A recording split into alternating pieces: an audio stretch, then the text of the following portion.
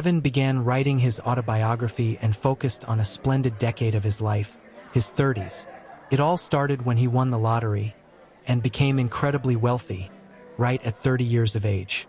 Before he became attached to the money, he immediately went to the casino and put it all on red. Mid-turn, Kevin changed his mind, but it was too late. The little stone was on a mission to decide his fate.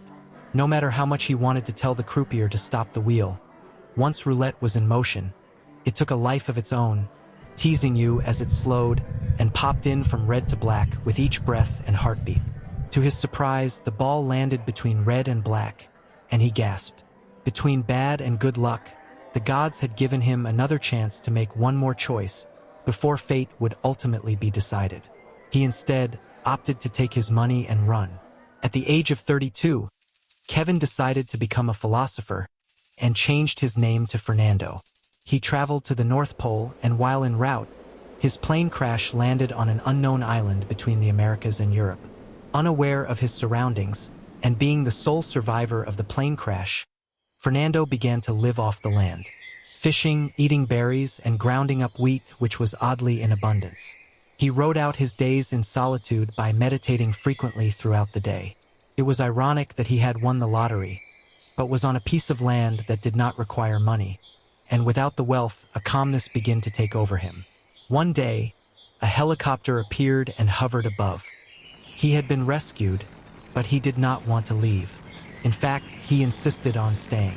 Problem was, this was private property by an anonymous billionaire who visited the island once every 2 years.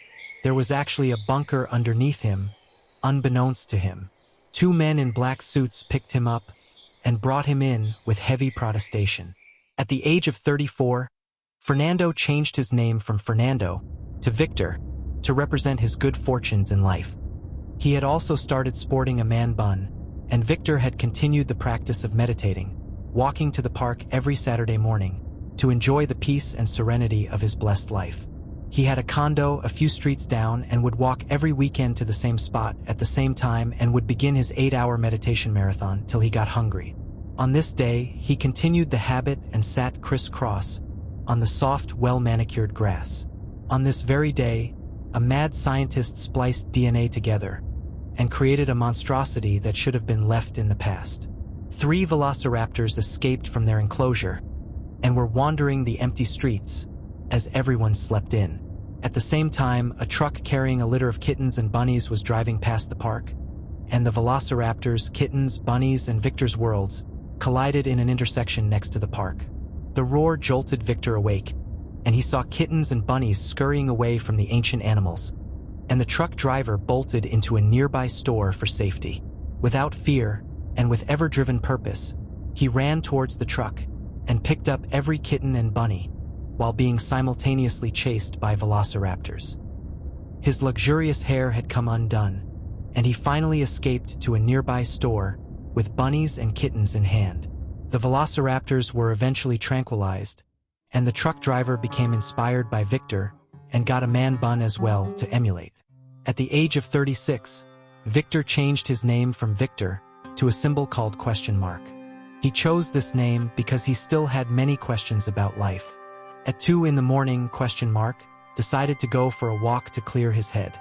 He had moved close to home again, and he walked down the same path he took as a teenager, heading to the high school he had once attended. There was magical realism in the way the empty school seemed filled with childhood memories.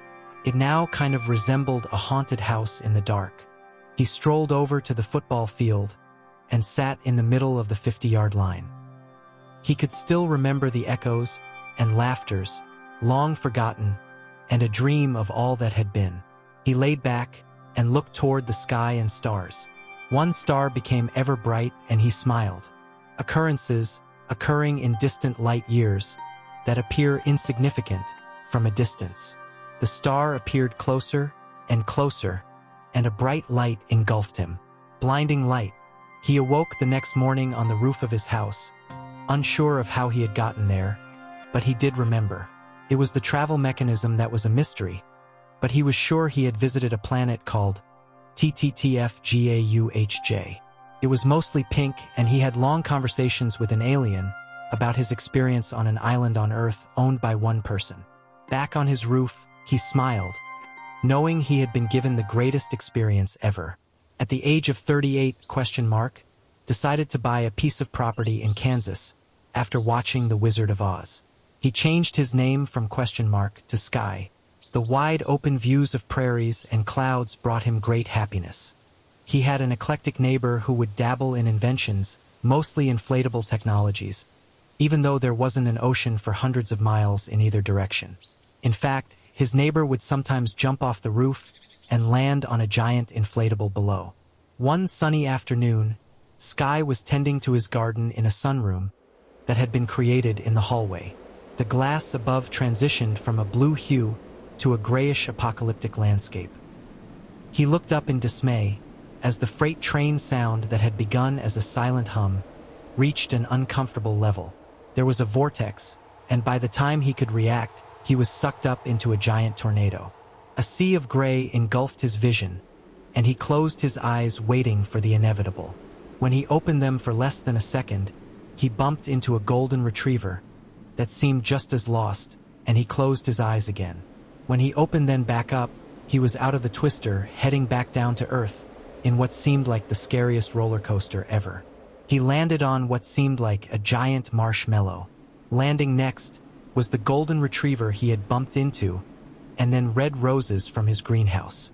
The giant marshmallow that saved his life was created by his next-door neighbor, who had altered his inflatable technology to a white, spongy material.